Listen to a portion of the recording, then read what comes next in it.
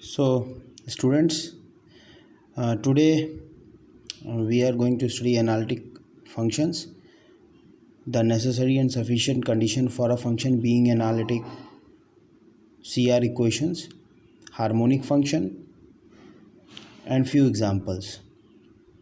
So, let us start from analytic function. So, as you can see that a single valued function fz is said to be analytic at a point z0 if it is differentiable not only at z0 but at every point of some neighborhood of z0. Means कि अगर किसी point पे हम z equal to z0 कोई point है, अगर इस पे हम कह रहे हैं कि कोई फंक्शन fz इस पॉइंट पे एनालिटिक होगा, तो इसका मतलब क्या हुआ कि जो फंक्शन fz है वो न सिर्फ इस पॉइंट पे डिफरेंशिएबल हो, साथ ही साथ मतलब इस पॉइंट पे तो फंक्शन fz का डेरिवेटिव एग्जिस्ट करना ही चाहिए, इसके साथ ही साथ इसका एक जो ओपन डिस्क बनेगी या जिसको हम बोलते हैं इसका नेबरहुड, जो डेल्टा नेबरहुड बनेगा,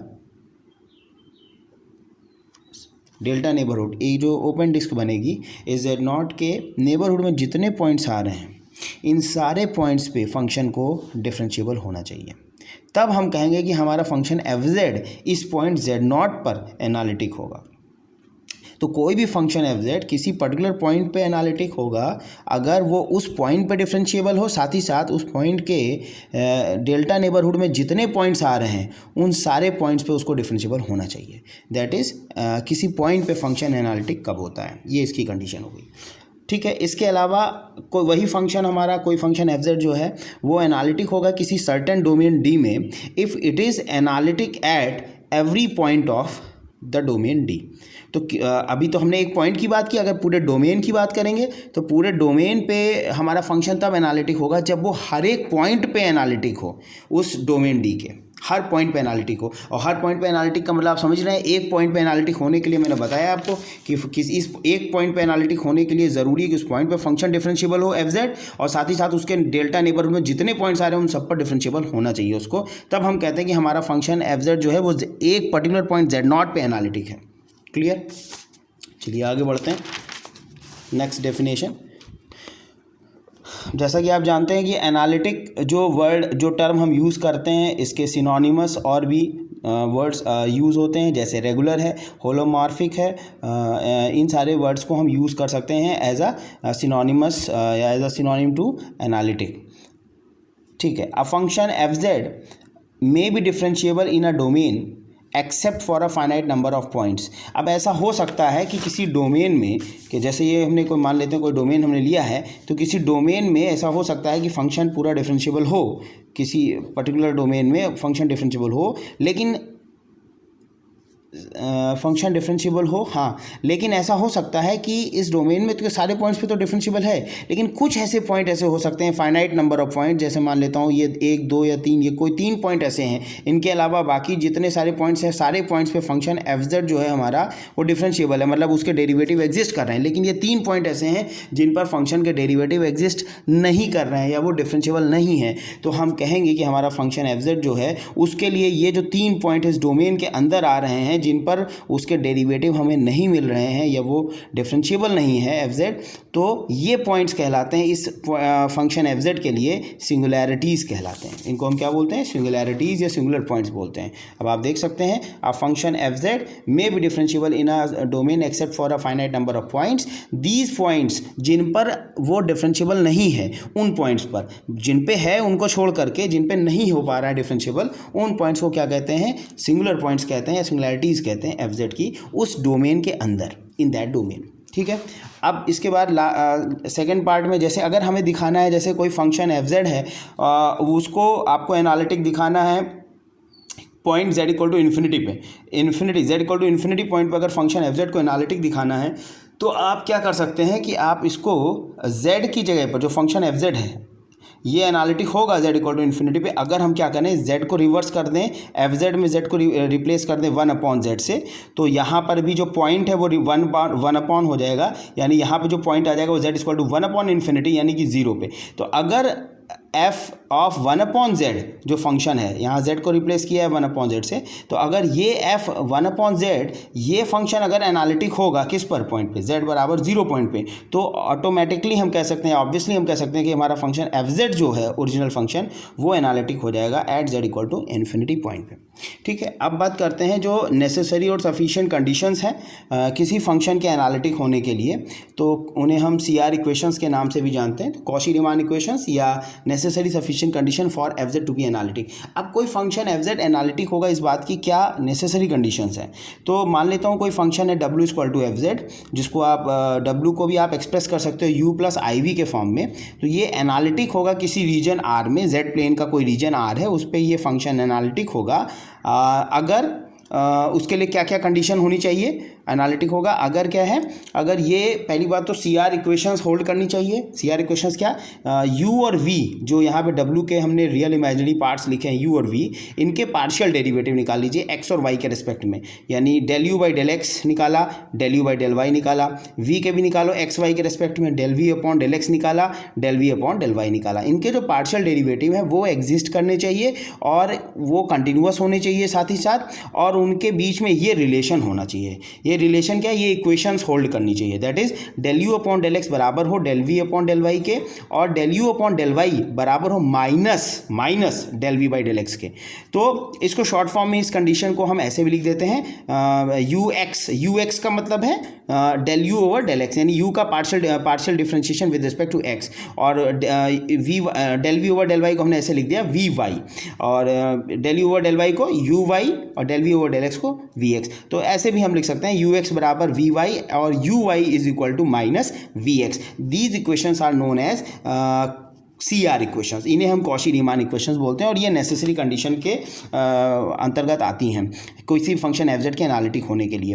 तो ये होना चाहिए, और मैंने बता ही दिया कि जो फर्स्ट ऑर्डर पार्शियल डेरिवेटिव आपने निकाले ये del u by del x, del u by del y, del u by del x, del u by del y और del v by del x, del v by del y, ये जो निकाले ux uy vx vy, इनको जो हमने निकाले हैं ये क्या होने चाहिए, ये सब कंटिन्यूस फंक्शंस होने चाहिए, ये कंटिन्यूस फंक्शन होने चाहिए x और y के इस रीजन R में z प्लेन पे। ठीक है, तो हमारा फंक्शन एनालिटिक हो जाएगा। तो एनालिटिक होने के लिए किसी रीजन R में उसके अगर किसी पॉइंट पे एनालिटिसिटी की बात की जाएगी तो उसके केस में आप क्या करेंगे, जैसे आपको इस पॉइंट पे अगर एनालिटिक दिखाना है तो आप क्या करेंगे, आप एनालिटिक होने के लिए मैंने आपको बता दिया कि किसी पॉइंट पे एनालिटिक दिखाना है तो आप उस पॉइंट पे फंक्शन को डिफरेंशिएबल दिखाइए कि इस पॉइंट पे फंक्शन डिफरेंशिएबल होगा, साथ ही साथ जो इसके नेबरहुड में जितने पॉइंट्स आ रहे हैं उन सारे पॉइंट्स पे भी फंक्शन डिफरेंशिएबल होना चाहिए, उसके डेरिवेटिव एग्जिस्ट करने चाहिए, तब हम कहेंगे कि इस पर्टिकुलर पॉइंट z0 पे फंक्शन एनालिटिक होगा।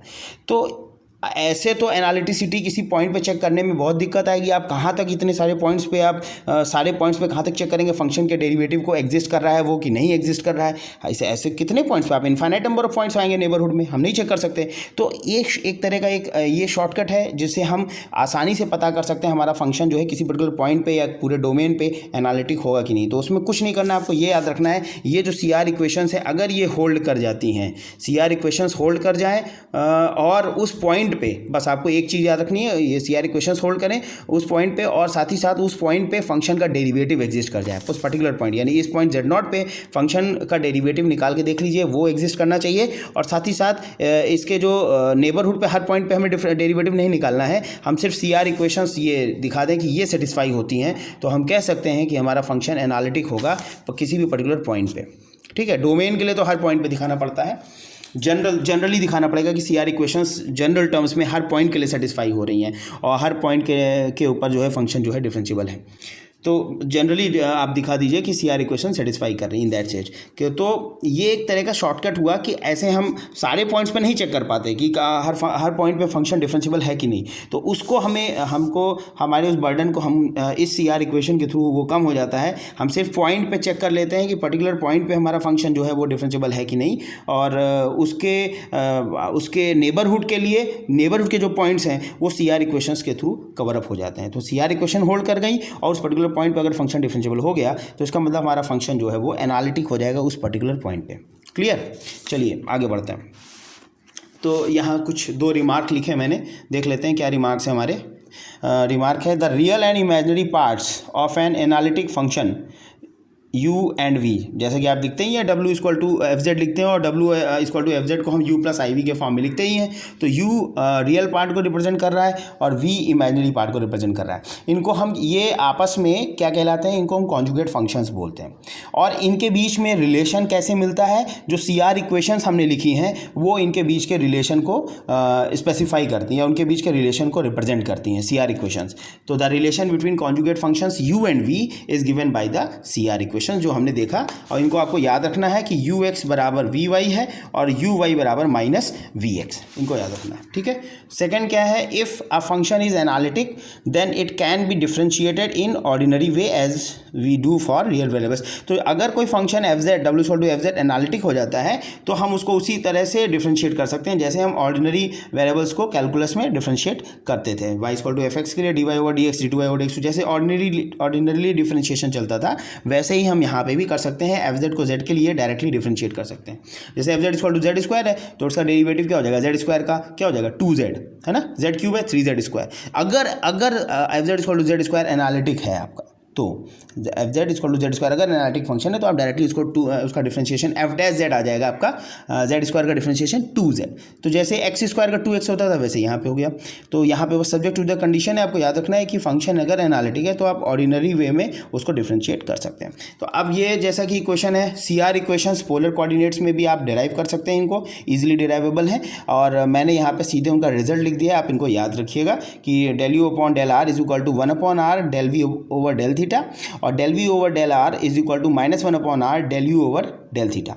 तो ये रिलेशन है पोलर कोऑर्डिनेट्स में CR इक्वेशंस का, तो इसको याद रखना है। ऐसे ही अगर डेरिवेटिव निकालना हो आपको पोलर कोऑर्डिनेट्स के फॉर्म में तो पोलर कोऑर्डिनेट्स में आप 2 तरह से निकाल सकते हैं डेरिवेटिव। dw अपॉन dz को 2 तरह से लिख सकते हैं, डिपेंड करता है हम किसके टर्म्स में लिखना चाहते हैं। जैसे अगर del w upon del r के टर्म्स में लिखना है तो dw ओवर dz की वैल्यू ये होगी cos theta minus I sine theta del w over del r।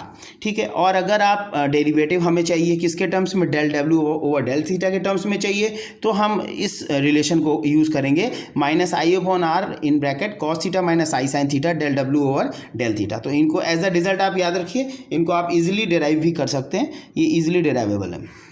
Next topic is our harmonic functions. तो हार्मोनिक फंक्शन जैसा कि आप जानते हैं हार्मोनिक फंक्शंस क्या होते हैं। हार्मोनिक फंक्शन किसी फंक्शन को जो 2 वेरिएबल का फंक्शन हो, कोई भी फंक्शन जो 2 वेरिएबल का फंक्शन हो, जैसे अगर आप देखें तो u और v हमारे 2 वेरिएबल के फंक्शन थे। w equal to F Z को हम रिप्रेजेंट कर रहे थे uv के फॉर्म में। u और v दोनों ही x और y रियल वेरिएबल्स के फंक्शन होते हैं। u भी होता है रियल वेरिएबल का फंक्शन और v भी होता है। ठीक है। तो अगर हार्मोनिक फंक्शन अगर दिखाना है, जैसे फॉर एग्जाम्पल मान लीजिए u को, u और v की मैं बात कर रहा हूँ, तो अगर हमें u को मान लीजिए हमें हार्मोनिक फंक्शन दिखाना, तो हमें पता है कि u भी एक्स वाई का फंक्शन है। ठीक है। तो अगर इसको हार्मोनिक फंक्शन दिखाना है तो u को u के फर्स्ट ऑर्डर पार्शियल डेरिवेटिव और second order partial derivative exist करने चाहिए, या आप ये कह सकते हैं कि the function that is u या v जो भी है of X Y which possess continuous partial derivatives, continuous partial derivative जो पजेस करता है फर्स्ट और सेकंड ऑर्डर्स के। दैट इज अगर हम u की बात करें तो कौन से डेरिवेटिव हो गए, del u over del x और del u over del y, ये फर्स्ट ऑर्डर पार्शियल डेरिवेटिव्स हो गए। और दूसरे कौन से हो जाएंगे, del square u over del x square और del square u over del y square, ये सेकंड ऑर्डर के पार्शियल डेरिवेटिव हो गए। ये फर्स्ट ऑर्डर के ये तो ये चारों एक तरह से एग्जिस्ट करने चाहिए, फर्स्ट और सेकंड ऑर्डर के पार्शियल डेरिवेटिव पजेस करने चाहिए या वो एग्जिस्ट कर रहे हो। और साथ ही साथ जो u है वो लाप्लास इक्वेशन को सेटिस्फाई करेगा। लाप्लास इक्वेशन को अगर सेटिस्फाई करेगा तो हम कहेंगे कि वो harmonic function u harmonic function होगा। तो लाप्लास इक्वेशन क्या होती है, लाप्लास इक्वेशन आपकी होती है del square u over del x square del square u over del y square equal to 0। इस इक्वेशन को हम लाप्लास इक्वेशन बोलते हैं, ये u के लिए हमने लिखा है। तो जैसा कि आपने देख ही लिया था second order partial derivative exist कर रहे हैं, तो इनका समेशन इक्वल टू 0 अगर आ जाए तो हम कहेंगे कि u हमारा जो है वो हार्मोनिक फंक्शन हो जाएगा। ये देखिए लिख दिया, this is no equation is known as Laplace equation. Similarly आप अगर आपको v कोई फंक्शन दिया है, एक्स वाई का फंक्शन है, अगर आपको उसे हार्मोनिक दिखाना है तो आप यहाँ पे इक्वेशन बस क्या चेंज होगा, डेल स्क्वायर v हमको निकालना पड़ेगा। तो पहले आप del v by del X निकालो, फिर दोबारा डिफ्रेंशिएट करो x के लिए, तो del two V upon del X square आएगा। फिर del v by del Y निकालिए आप, फिर दोबारा डिफ्रेंशिएट करिए तो सिमिलरली ऐसे ही आ जाएगा, वो भी डेल टू, ये u है, वहाँ पे आएगा del two V upon del Y square. और उन दोनों का सम, अगर इन दोनों का सम जीरो हो जाए तो इसका मतलब हो गया कि जैसे कि यहाँ पे u के लिए हमने करके दिखाया है तो u हार्मोनिक फंक्शन हो गया। ये कंडीशन है u के हार्मोनिक होने के लिए। ऐसे ही अगर v के लिए दिखाना है, किसी भी फंक्शन के लिए दिखाना है जो दो वेरिएबल एक्स वाई का फंक्शन हो, उसको आप दिखा सकते हैं कि वो हार्मोनिक होगा। तो ये कंडीशन होल्ड करनी चाहिए, del square u upon del X square plus del square u upon del Y square equal to 0। ठीक है, अब एक क्वेश्चन देख लेते हैं छोटा सा। जैसे ये क्वेश्चन है, एक ये सॉल्व एग्जांपल है आपका बुक का, मैंने वही लिया है, अभी फिलहाल इसी को एक्सप्लेन कर देता हूँ। Show that F Z equal to log Z is analytic everywhere in the complex plane except at the origin. हमें दिखाना है कि जो F Z equal to log Z function है वो एनालिटिक है हर जगह पे, कॉम्प्लेक्स प्लेन पे हर जगह एनालिटिक है, लेकिन accept at the origin, origin पे एनालिटिक नहीं है। यानी कि z इक्वल टू 0 पॉइंट पे, यानी x बराबर 0 y बराबर 0 पॉइंट पे वो एनालिटिक नहीं होगा, ये दिखाना है। ठीक है, तो इसको हमने क्या किया, देखिए F Z equal to log Z तो गिवन था, ठीक है, लिख लिया। एफ जेड को क्या लिख सकते हो, रियल इमेजिनरी पार्ट्स के फॉर्म में u प्लस आई वी, तो u प्लस आई वी लिखा is equal to log x plus I Y, Z की वैल्यू रखो x प्लस आई वाई। अब हमें चूंकि एनालिटिक की अगर दिखाना है, हमें एनालिटिक की बात, एनालिटिसिटी की बात हो रही है, तो हमें सी आर इक्वेशन दिखानी पड़ेंगी, सेटिस्फाई करानी पड़ेंगी। और सी आर इक्वेशंस के लिए आपको पता है del you over del x, del you over del Y, del we over del x, del we over del Y चाहिए। तो वो तब आएगा जब यहाँ से u और v हमें अलग अलग मिले। और u और v अलग अलग कैसे मिलेंगे, जब तक कि दूसरी तरफ रियल और इमेजिनरी पार्ट अलग अलग ना दिखाई दें। अब यहाँ पे लॉग की प्रॉपर्टी ये लिखी हुई है लॉग m प्लस n के फॉर्म में, तो अब आप ये बताइए इसको आप कैसे आप अलग अलग लिख पाएंगे। लॉग की क्या कोई ऐसी प्रॉपर्टी हमने पढ़ी है जिसमें हम इसको अलग अलग कर पाएँ? आपको पता होगा लॉग m प्लस n, इसको हम ब्रेक नहीं कर सकते, ये स्प्लिट नहीं हो सकता। अगर लॉग m इंटू n होता तो आप उसको लिख सकते थे log m plus log n, ये इसको आप लिख सकते हैं log m plus log n लिख सकते हैं। लेकिन इसको कैसे ब्रेक करें, तो यहाँ पे रियल इमेजिनरी पार्ट्स को ब्रेक कर पाना पॉसिबल नहीं था, इसलिए हमने क्या किया, पहले इसको पोलर कोऑर्डिनेट्स में कन्वर्ट किया x और y को। तो हमने लिखा x बराबर आर कॉस थीटा, y बराबर आर साइन थीटा। तो x प्लस आई वाई को पोलर कोऑर्डिनेट्स आपको पता ही है, z equal to x plus I y होता है, इसको आप लिख सकते हो r पोलर फॉर्म में, r cos theta r sine theta रख के r कॉमन ले लिया, आर कॉस थीटा प्लस आई साइन थीटा आ गया। तो r कॉमन लिया तो अंदर क्या बचा, कॉस थीटा प्लस आई साइन थीटा। इसको क्या लिख सकते हैं, e to the power I theta, ऐसे लिख लेते हैं। ठीक है, ये पता है आपको, एक्सपोनेंशियल फॉर्म, पोलर से एक्सपोनेंशियल आ जाती है। तो ये जो वैल्यू आई आर ई की power I theta, x plus I Y की जगह यहाँ पे रख दीजिए, एक्स प्लस आई वाई की जगह आर ई की पावर आई थीटा। देखिए हमने रख दिया इस इक्वेशन 1 में। तो फ्रॉम इक्वेशन 1 क्या मिल गया, u प्लस आई वी था, u प्लस आई वी बराबर लॉग और ब्रैकेट में एक्स प्लस आई वाई की जगह आर ई की पावर आई थीटा। अब लॉग m इंटू एन की प्रॉपर्टी आप ये लगा दीजिए, लॉग m इंटू एन क्या हो जाएगा, log m plus log n। तो हमने वही कर दिया, देखिए लॉग r प्लस लॉग ई की पावर आई थीटा। और ये प्रॉपर्टी आपको याद ही है, log m raise to the power n, n आगे आ जाएगा, यानी इसको लिख सकते हैं n लॉग m, ऐसे लिख सकते हैं। तो यहाँ पे हमने यही किया, जो आई थीटा पावर का था इसको हम आगे ले आए और अंदर बचा क्या, अंदर बचा लॉग ई। और चूंकि ये नेचुरल लॉग है तो इसका बेस ई होगा और इसकी वैल्यू क्या होती है 1। तो लॉग ई बेस ई की वैल्यू 1 हो गई, इसलिए मैंने इसको लिखा नहीं है इसके साथ में, बस आई थीटा बचा, क्योंकि पावर थी वो आगे आ गई तो आई थीटा बचेगा, लॉग ई बेस ई 1 हो गया। अब इसके बाद आप आर की वैल्यू और थीटा की वैल्यू वापस से एक्स और वाई के फॉर्म में हम रख देंगे, ताकि हम रियल इमेजिनरी पार्ट्स को स्प्लिट कर सकें और सी आर इक्वेशंस को सेटिस्फाई करा पाएँ। तो मतलब कार्टेशियन फॉर्म में हम लिखना चाह रहे हैं, कार्टेशियन फॉर्म में सी आर इक्वेशंस को लाना चाह रहे हैं। आप पोलर में भी ले सकते हैं। तो हमने यहाँ पे क्या किया, हमने कार्टेशियन फॉर्म में आर की वैल्यू क्या होती थी, under root x square plus Y square, और थीटा की वैल्यू क्या होती है, थीटा होता है tan inverse Y by X, amplitude याद होगा आपको, sorry argument, theta equal to tan inverse Y by X होता है। आर की वैल्यू ये होती है, रख दीजिए यहाँ पे। तो लॉग आर की जगह under root x square plus Y square plus i tan inverse y upon x.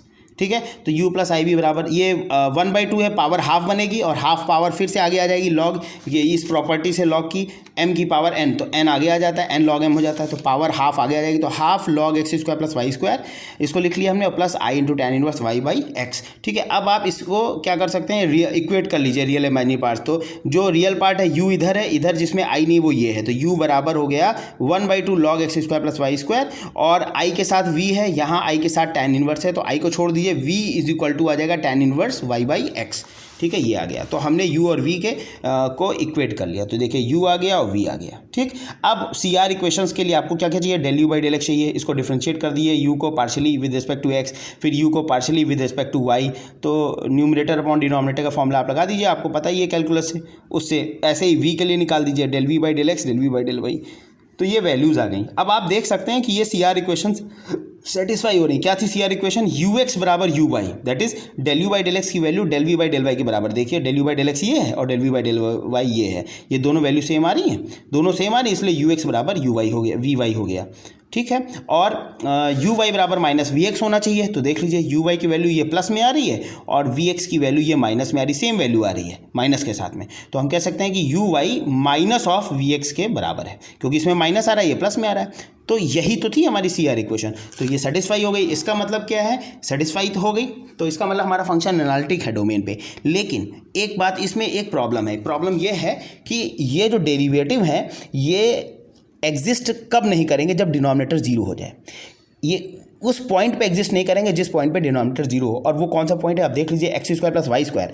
तो ये सेटिस्फाई तो होगी सी आर इक्वेशन, एक्सेप्ट कब, जब x square plus Y square जो है जीरो हो जाएगा, तो दैट इज एक्स जी। अच्छा, दो नंबर्स का स्क्वायर्स का सम जीरो कब होगा, ये केवल तब हो सकता है जब दोनों नंबर जीरो हो, यानी कि x भी जीरो हो और y भी जीरो हो। तो ये जो कंडीशन है ये क्या इंप्लाइज कर रही है, ये इस चीज़ को इंप्लाइज कर रही है कि x भी जीरो y भी जीरो, इस पॉइंट पे जो सी आर इक्वेशन है वो होल्ड ही नहीं करेंगे, डेरिवेटिव एग्जिस्ट नहीं करेंगे।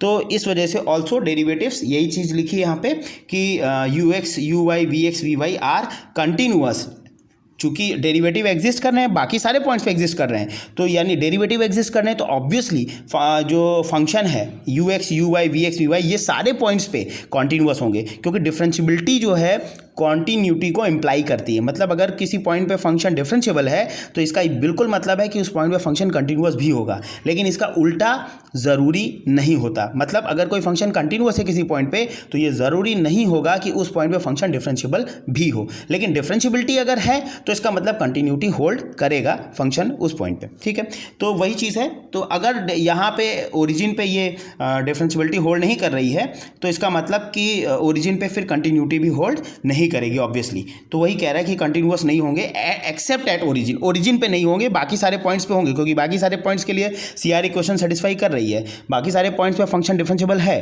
तो बाकी सारे पॉइंट्स पे फंक्शन कंटिन्यूअस भी होगा, लेकिन चूंकि ओरिजिन पे डिफरेंशिएबल नहीं है तो ओरिजिन पे कंटिन्यूअस भी नहीं होगा।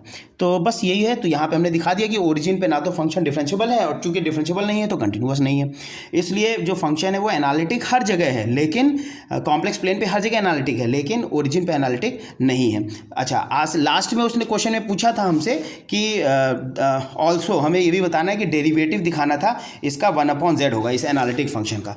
तो हमने क्या किया, डेरिवेटिव वैल्यू निकाल ली, f dash z is equal to derivative निकाला, तो एफ डैश जेड की वैल्यू होती है del you by del x plus i del v by del x. ये फॉर्म जब एक्स के लिए करते हैं तो आप यू और वी को डायरेक्टली एक्स के रिस्पेक्ट में डिफरेंशिएट ऐसे करके लिख सकते हैं हम, लेकिन अगर आप इसको वाई के रिस्पेक्ट में लिखना चाहो तो फिर सी आर इक्वेशन को यूज़ कर लीजिएगा। अगर वाई के टर्म्स में लिख के आप सॉल्व करना चाहो तो जैसे कि आपको पता है वाई के लिए जैसे यू एक्स क्या होता है आपको पता है, यू एक्स बराबर है वी वाई, तो यहाँ पे आ जाएगा एफ डैश जेड। अगर हम y के टर्म्स में लिखना चाहें तो क्या लिख सकते हैं, वी वाई मतलब del we over del y, और प्लस आई इंटू वी एक्स को क्या लिखेंगे, del v by del x को हम क्या लिख सकते हैं, देखिएगा del v by del x को हम लिख सकते हैं वी एक्स को माइनस यू वाई लिख सकते हैं। देखिए यहाँ से वी एक्स को माइनस यू वाई, तो माइनस यू वाई, आपके पास यू वाई ऊपर था तो माइनस का del you over del y.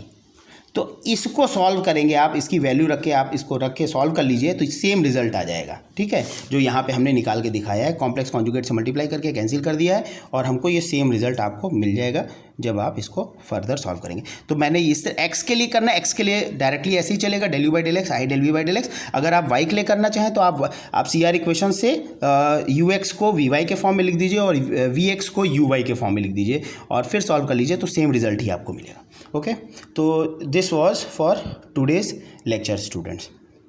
तो आप आराम से इसको एक बार फिर से वीडियो को देख लीजिएगा, जहाँ पे आपको समझ में ना आया हो, कोई प्रॉब्लम हो तो कमेंट सेक्शन में मुझसे पूछिएगा। Thank you.